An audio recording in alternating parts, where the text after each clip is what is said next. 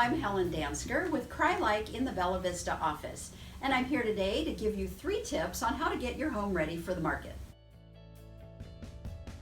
First one, very important, is curb appeal.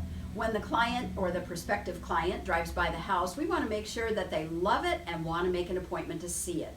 So the front door needs to be clean, perhaps a wreath or a pretty chair or table on the front porch with some colored flowers or a nice plant. Right now the landscaping is not too pretty out there and everything is pretty dark and gray and brown and not a lot of color. So we want to do whatever it will take to make the front porch look inviting. Maybe a nice welcome mat or a rug. So curb appeal, very important. Second tip is decluttering. When the buyer walks in the door, they need to imagine the house as their own right off the bat, not your home that they're visiting and becoming introduced to your family and your friends and all the pictures on your wall. They have to come down. Buyer wants to imagine that it is going to be their home. All the collections of all the things you might have on your tables, such as little piggy collection or everything purple or nautical stuff, or the 50 cookbooks you might have on your counter, or the big crocks with tons of serving utensils, all that kind of thing needs to be removed. If you don't use it every day, it really shouldn't be on your counters. The buyer wants to look at the house like it's wide open, it's ready for them, it's ready for their furniture. Tabletops need to be cleaned off, all the flat surfaces should be emptied off, and the floors, things piled up or stacked in the corners next to the couch, maybe magazine racks, all that has to be empty. Also important for what they can see when they walk in is what they can't see until they open the doors. Closet doors, cabinets, even your refrigerator. Believe it or not, people do open the fridge, and if it's a mess, they assume that everything else in the house is going to be unmaintained and unkept. So decluttering is very important.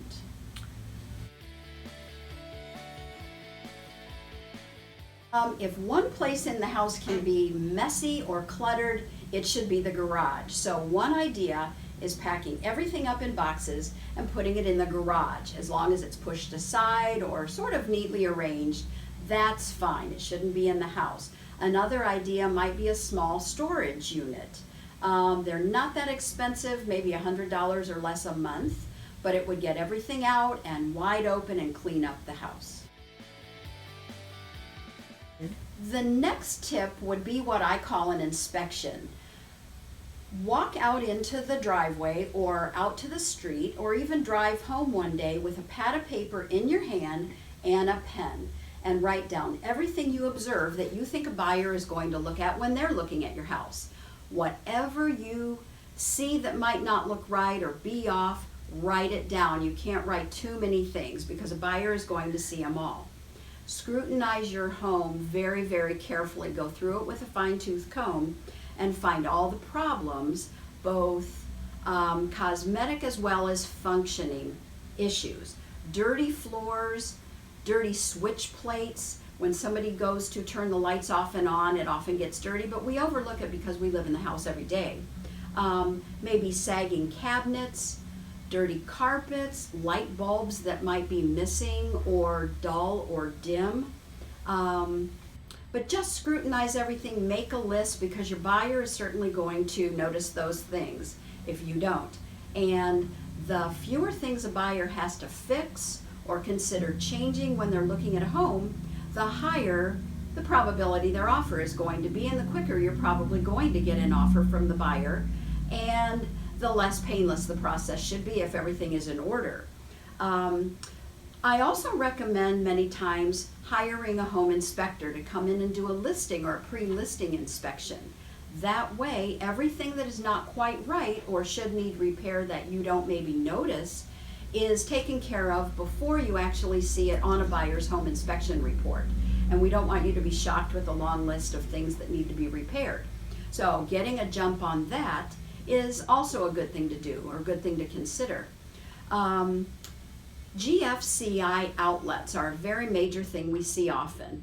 In an older home, a particular room may not have GFCIs, and if you don't know what they are, it's the on-off test-retest outlet, and prevents electrical shock if something should fall into a sink of water or a bathtub or get wet. Typical locations for GFCI are what we call wet areas. The bathrooms, the kitchens, maybe the exterior of the house on a porch or a deck, and oftentimes the garage. It's probably about $15 for a GFCI replacement. So if you got somebody to come in and bring that all up to date, that would be tremendous. Leaking faucets, and again, sometimes we don't even think about it when we use faucets every day and they drip, but a buyer is going to notice it. Decks, power wash them, paint them, stain them, get all your balusters even and in line. And a home inspection would probably cost between $300 and maybe $450, $500, depending on the size of your home.